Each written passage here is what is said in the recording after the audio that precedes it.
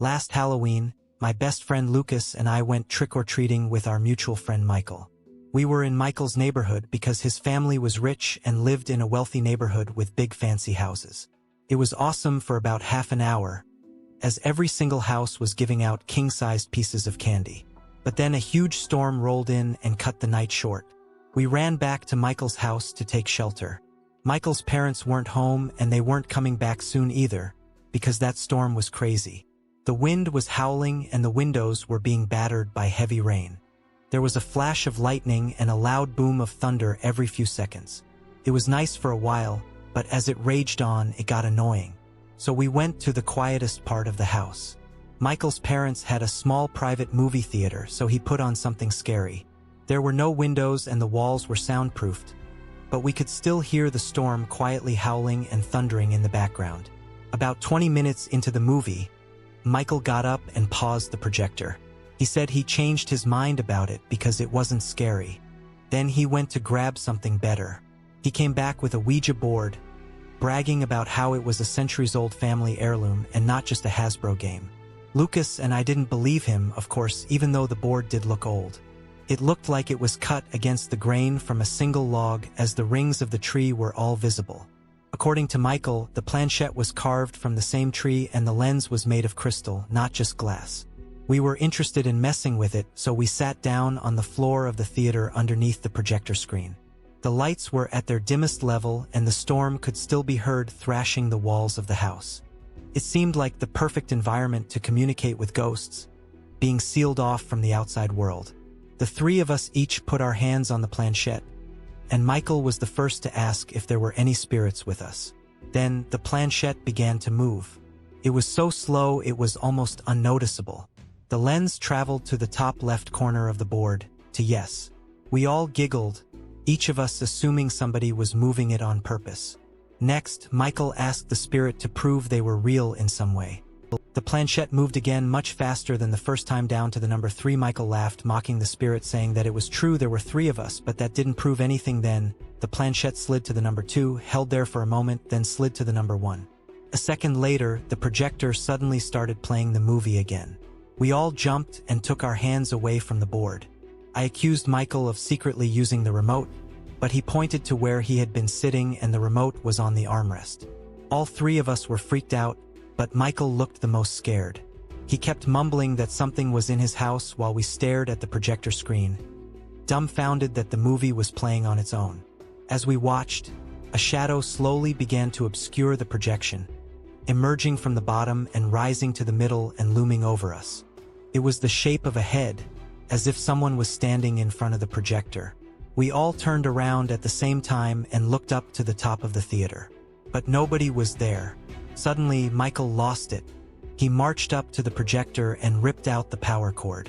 Then he came back down, took the Ouija board and the planchette, then stormed out of the theater. Lucas and I followed him to the front door, where he walked out in the pouring rain. We watched from the shelter of the porch as he threw the board in the garbage bin by the curb. He came back soaking wet, blowing past us into the house. We didn't follow him as he went to his bedroom to change, cursing up a storm in a mix of anger and fear. Lucas and I retreated to the game room, where I absent-mindedly racked up the billiard balls to distract ourselves with the game. We never ended up taking any shots. Michael returned from his room and joined us a minute later or so, starting to calm down. We were all deeply concerned, but we didn't know what to say in the silence between us. We all noticed something at the same time. The game room was where the only entrance to the theater was, and the door was wide open. There was noise coming from inside, and we all recognized it. The movie was playing again. Together, we slowly made our way into the darkness of the theater, walking down the small hall beside the seats at the end of the path. We turned the corner, and there, sitting in the first seat in front of us, was an old woman in a nightgown. She was drenched with water, still dripping from her hair. She turned her head and looked at us, smiling with an ancient, sagging face. We all ran out of the theater, screaming. Michael shut the door and barricaded it with the foosball table. We went around the house together and turned on every single light. Then Michael's parents got home. We told them there was someone in the theater. They went to investigate, but nobody was there anymore. However, the seat she was sitting in was still damp. There wasn't enough proof for Michael's parents, and they scolded him for throwing out the Ouija board. But when his dad went out to get it from the garbage, it was gone. He went looking for it and found it back in the game closet where it belonged. Michael's parents thought we were messing with them, but we know we saw something that night. We don't tell people about it because we don't want to sound crazy. But since then, Michael says he hasn't stepped foot in the theater, as he believes it's now haunted by the spirit of his great-great-great-grandmother, the original owner of the Ouija board, and the person we saw in the theater that night. My name is August. In my first year of college, I had a huge stroke of luck when a girl I just met invited me to a Halloween party at her house that night. I didn't know many people at the time, so I randomly forced myself to talk to her one day, and it worked. Her name was Emily. She lived in a house with 3 other girls that was a short walk from my dorm. I didn't have a costume, so after studying, I rode my bike down the road and bought a Bigfoot suit. I got home and changed. Then I started walking to Emily's house. I didn't want to ride my bike there because I was worried about the fake fur of the costume getting caught in the chain. Plus, I was a little worried about it getting stolen. On the way there, I saw a ton of people out on the street. A lot of them were wearing costumes, too. My peripheral vision was blocked by the mask, but I heard a few people point me out to their friends and laugh. I didn't mind. I actually kind of liked it. I must have looked quite funny sauntering through the streets alone like a real-life Bigfoot. I had a mask on, so nobody knew who I was, which made me feel a little more confident. About halfway there, I was approached by a man who was much older than your average college student, and he appeared to be homeless. He had a tattered brown jacket on, and a large backpack stuffed to its breaking point. I expected him to ask for money, but then he introduced himself as Jason. I told him my name just to be nice, but that opened up a conversation I really didn't want. He wanted to know where I was going. I was vague about it and said that I was just going to a party, but the guy kept pressing me for information about my night, like where the party was at and if there were going to be girls there. I gave him no information, hoping to end the conversation as quickly as possible. I eventually just got fed up and tried walking past him, but he grabbed my shoulder and laughed, saying we should just go together as friends. I told him to leave me alone at that point, then I walked off quickly. I didn't want some dirty hobo at my first college party. By the time I arrived at Emily's house, I had gotten sick of marinating in the moisture of my own breath, so I ditched the mask. One of Emily's roommates answered the door. They let me in after I said Emily invited me. The party was still coming together, so only a few other people were there. I felt a little awkward. I didn't know any of these people besides a 10-minute conversation with Emily. Thankfully, everyone was really nice, and after a little while, I felt very welcome. I talked with Emily mostly, which was nice. At some point, she asked if I invited anyone else. I didn't want to reveal that I had no friends, so I just said I invited a friend but they couldn't make it. Then I changed the subject. Later on, more people arrived, and the party kicked off for real. It wasn't a big party by general college standards, but it felt massive to me. I got tipsy to cope with how overwhelming it all felt, joining in with everyone else. Everyone was in a costume, making it feel even more surreal. I floated around for a while, trying to make new friends. It was going well, but while I was talking to someone, I saw something over their shoulder that freaked me out. There was a person walking by in a full Jason Voorhees costume. The name of the hobo I talked to instantly popped into my head. Jason. I lost track of the conversation, thinking it couldn't actually be him, until the person I was talking to got my attention again. I apologized for zoning out, and I forgot about it as we kept talking. A while later, I was talking with Emily again. She mentioned that my friend had actually just made it to the party. I was confused, so I asked her to explain. She said she heard from the roommate that opened the door for me that they let someone in who gave them my name. Panicked. I looked around the entire house, but I couldn't find him. Just as I started to calm down, a girl screamed from one of the bedrooms. Everyone stopped their conversations. The music paused, and a crowd of people descended upon the door. But it was locked. Nobody could get through. A man was also shouting inside aggressively, leading us to assume the worst. Suddenly, the biggest guy at the party kicked in the door. Everyone was ready to swarm and subdue an assaulter, but there was a pause when we saw the reality.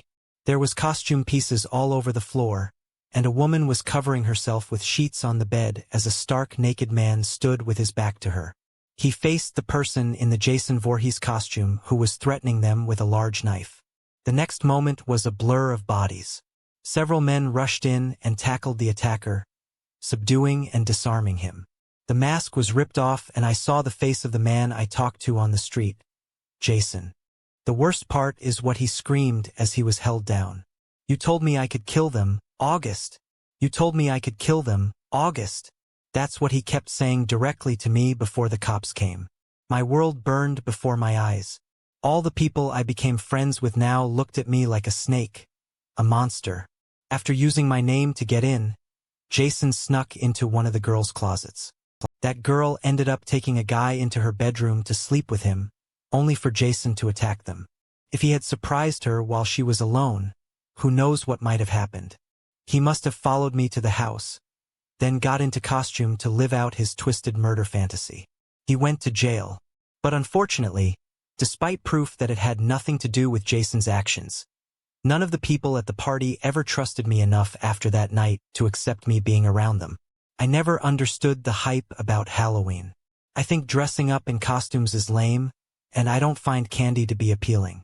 I stopped trick-or-treating when I was about 8. One year in my sophomore year, I thought I was getting a slightly nicer Halloween as my parents were going to a Halloween party with my momco. They said they would be out late and gave me 5 bags of candy to give out. Of course, I didn't plan on giving out candy.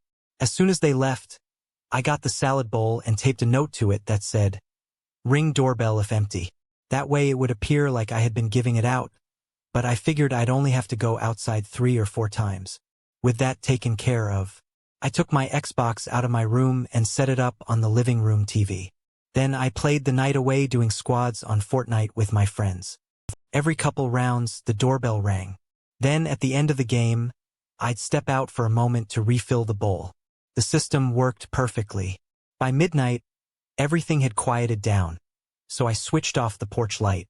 Only partiers would still be out, not trick-or-treaters, and I knew my parents wouldn't be home for another hour, so I played on. Then the doorbell rang again. I wondered why there would be anyone out still trick-or-treating and why they would try a house with no porch lighting. I figured they would give up and leave, so I ignored it. When the round was over, I remembered that the doorbell had rang, so I got up and opened the door. I was surprised to see that it wasn't children on the front porch, but 3 grown adults wearing creepy clown masks. The one in the middle said, "Chica chain" in a sinister voice. I almost stepped back to get the last bag of candy, but then I saw there was still a couple of handfuls in the bowl. I pointed this out, and they responded by saying that that wasn't what they were looking for. When I asked what they wanted, they said they either wanted my dad, the trick, or my mom, the treat. I was confused and stupidly blurted out that they weren't home. I immediately knew I had made a huge mistake, which was confirmed when the same clown said to the other clowns that I was all alone. I panicked, slamming the door shut and locking it. My mind started to race, trying to figure out what just happened and what I should do. I had revealed to all 3 of them that I was home alone at just 15 years old. Plus, the living room curtains were wide open and I didn't know if all the windows were locked. They must have been watching me at least since they rang the doorbell. Or maybe they were watching me all night, learning my routine. I held back on calling the cops just then though. However, I told my friends I had to go. I closed the curtains and took my Xbox back to my bedroom. I couldn't be distracted by it. I only had about an hour to go before my parents got home, but they could be back at any moment. I sat up in the living room with the TV on low volume for a few minutes. I couldn't tell if I was hearing things or not, but I kept hearing what I thought were footsteps around the outside of the house. Things were tense for a while, but I eventually heard a car pulling into the driveway and saw headlights through the curtains. Finally, my parents were home and I was safe. So I slipped into my bedroom and went to bed, making it look like I had gone to sleep on time. After a long night of gaming, I was pretty tired and dozed off quickly. I was half asleep when I heard footsteps coming down the hallway. I figured it was my mom or dad coming to check on me, so I didn't worry. The door clicked and opened, but instead of closing after a few seconds, it opened even wider. I saw the silhouette of a grown adult in the doorway, but there was something off about their head. I mumbled hello to no response. Concern. I rolled over and grabbed my phone, then shined a light at the door. I then screamed as I saw a man with a clown mask in my bedroom. They stared at me as the other 2 terrifying clowns walked up behind him. I screamed at them to leave me alone, but they didn't leave. Then, The faint sound of another car pulling into the driveway alerted them. I thought they would start to flee, but then the man in the middle said to me, "It looks like your parents are home. Your mom is a treat, isn't she?" After he said this, the other two walked away and he walked toward me. I jumped out of bed and went to my window to try to escape through it, but the man grabbed me. I kicked and clawed at him and managed to rip off his mask. He was startled for a moment when his face was exposed, giving me just enough time to pull up the window and jump out. I ran around the side of the house to my parents' car just as they were parking and started banging on the door. My mom opened the door for me to jump in. I begged them to leave, telling them there were intruders in the house. Then my dad reversed off the driveway and sped down the road. My mom called the police as we circled the block for a while, never taking the risk of stopping.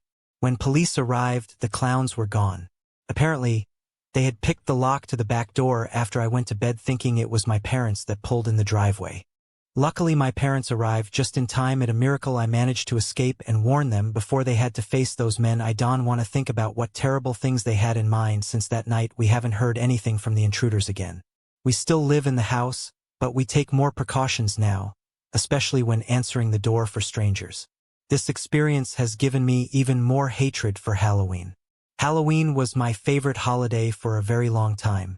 I always had a thing for eating too many sweets, but I've been trying to be healthier because of what happened to me when I went trick-or-treating last year. I was 16, watching over my little cousin Carlos, who was 11.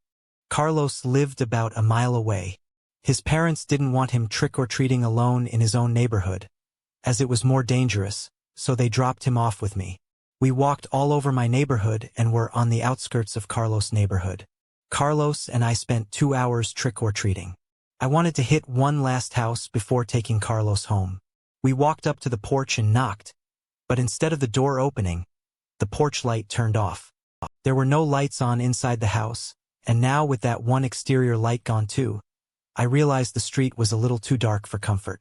I took it as a sign to go home, but as I was about to turn around, the door swung open and a man in a screen costume appeared. All I could see was the ghostly mask. I couldn't see any of his body. Something didn't seem right with me, but Carlos said trick or treat and opened his bag. I followed suit and tried to stay calm.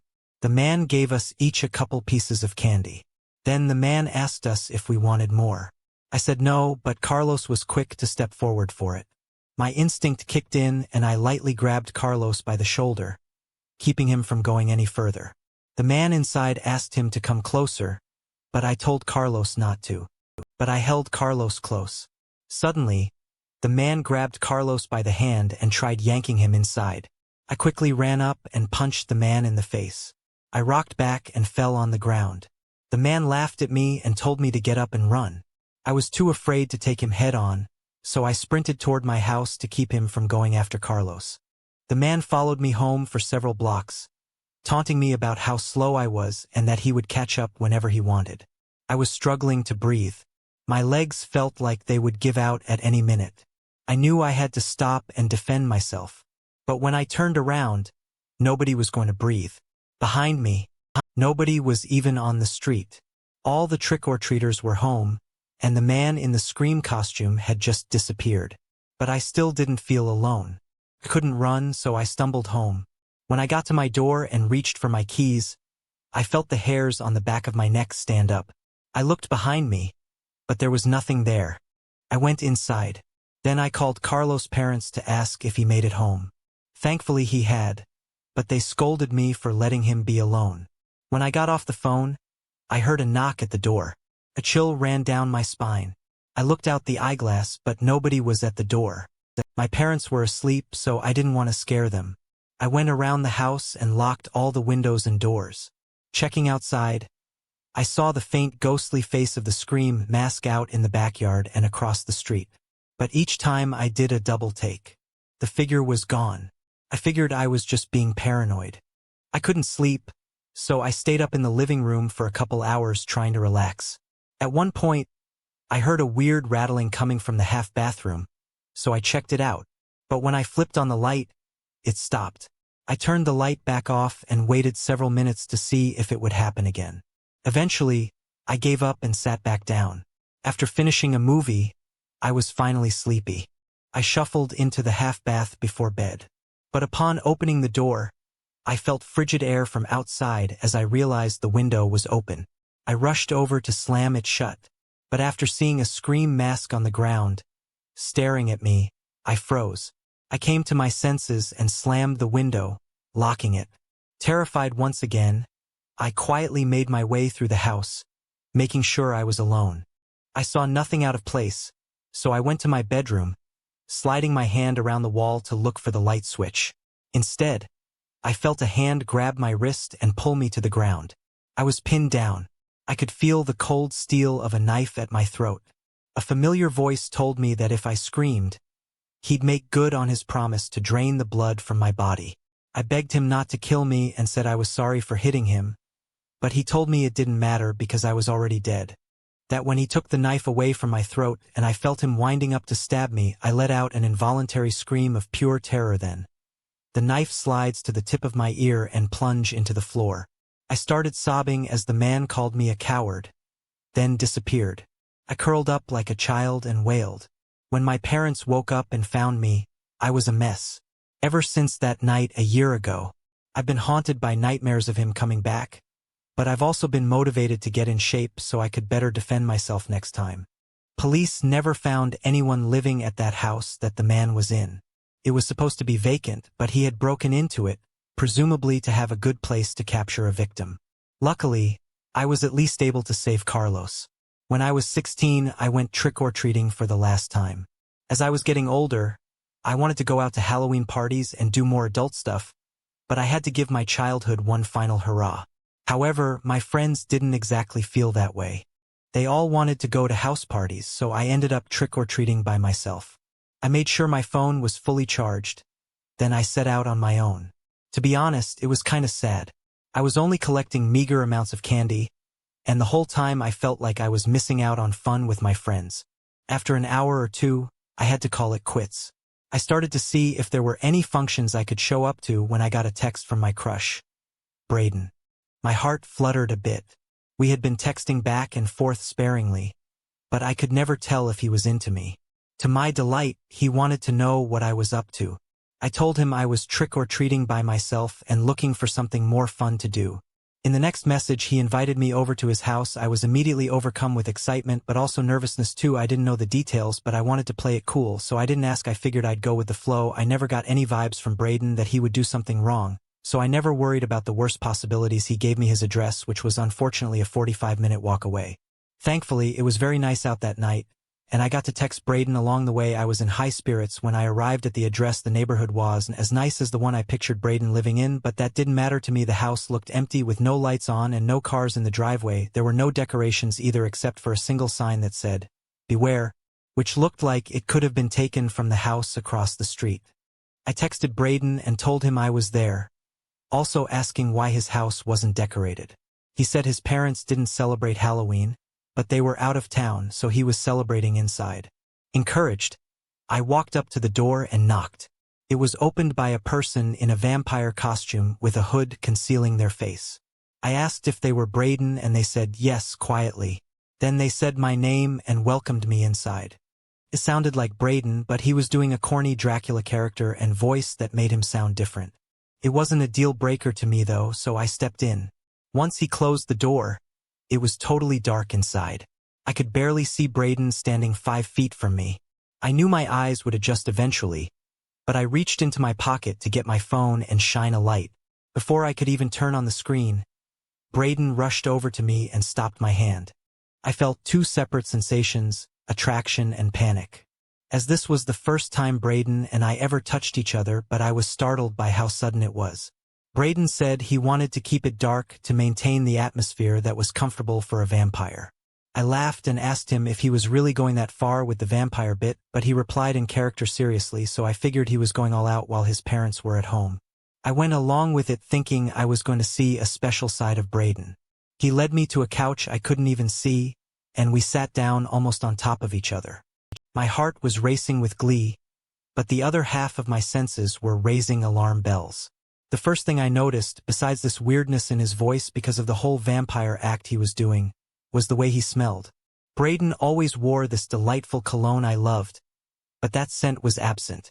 I started getting suspicious, and when Braden put his hand on my thigh, I brushed it off. I told him I just wanted to chill and not take things too far. But he didn't listen. In the dark, still blind, I felt his hand lightly wrap around my chin. Then he reached in and took a deep whiff of my neck. I was petrified, telling him to cut it out with the vampire crap. Before I could push him away, he bit my neck. I screamed and jumped away from him, stumbling in the dark and falling to the floor. Braden called out for me, and I knew he was coming to get me. So I pulled out my phone and quickly flashed his eyes with a flashlight. He recoiled at the sudden bright light, giving me the 2 seconds I needed to get on my feet and run out the door. I ran 20 minutes to my friend's house. I cried on the way there because I couldn't stop thinking about what I saw. When I flashed that light at Braden's face for that split second, I saw it wasn't Braden. It was a stranger. When I got to my friend, she helped me calm down and called the police for me. Of course, by the time the cops got to the house, which turned out to be abandoned, the imposter was long gone. I was very traumatized by the encounter and felt extremely foolish for letting myself get tricked like that. When I felt well enough to go back to school a few days later, I confronted Braden, thinking he must have been a part of deceiving me.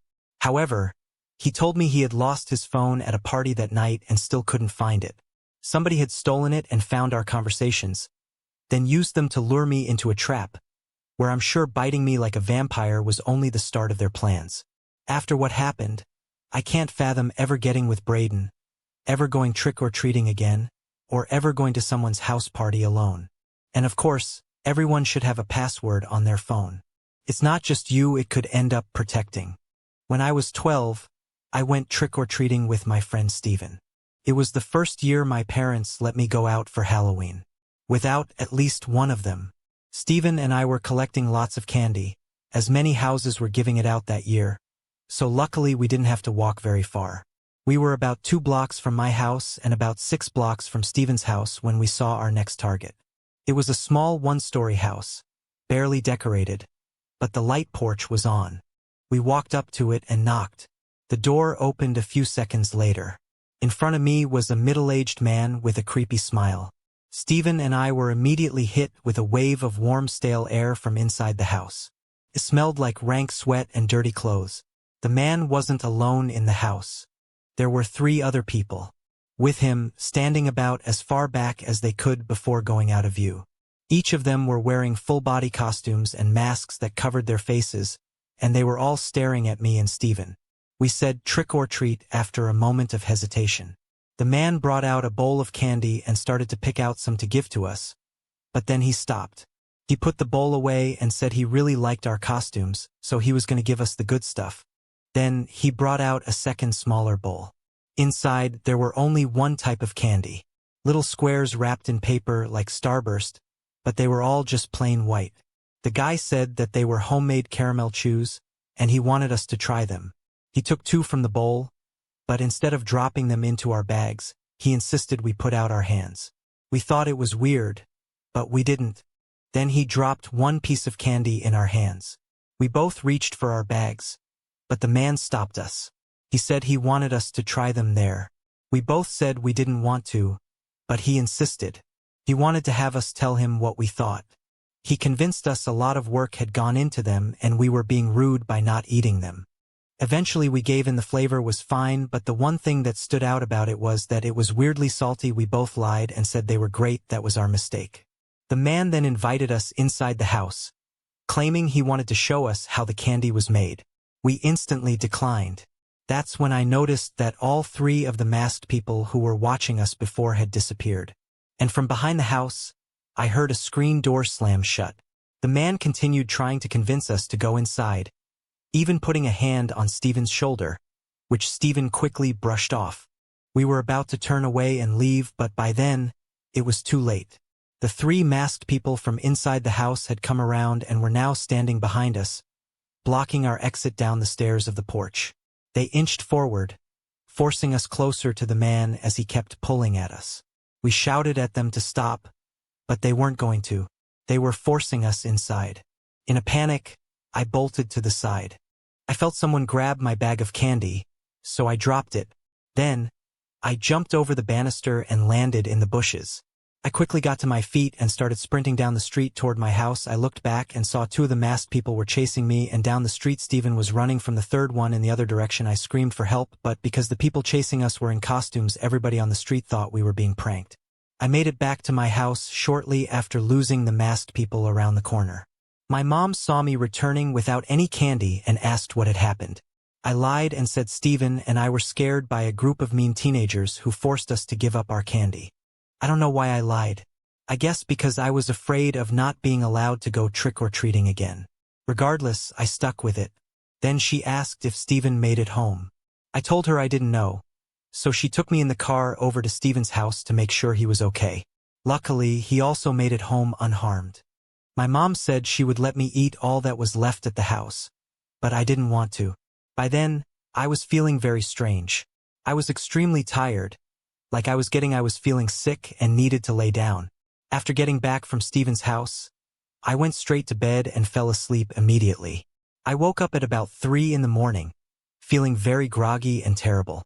I didn't know why I had woken up, but then I heard a knock at my window. I looked over and saw the silhouette of a person outside holding something next to them. I gasped in shock and rubbed my eyes, but when I looked again, the figure was gone. I brushed it off as leftover paranoia from earlier and went back to sleep. The next day, as I was leaving to walk to school, I noticed something on the side of the house, right under my window. I went over to investigate and discovered it was the bag of candy I had lost. What I saw the previous night wasn't a hallucination. Those freaks had followed me home. I wanted nothing to do with it. I picked it up and threw it right in the trash. For the next 6 years, until I moved out, I avoided that man's house like the plague.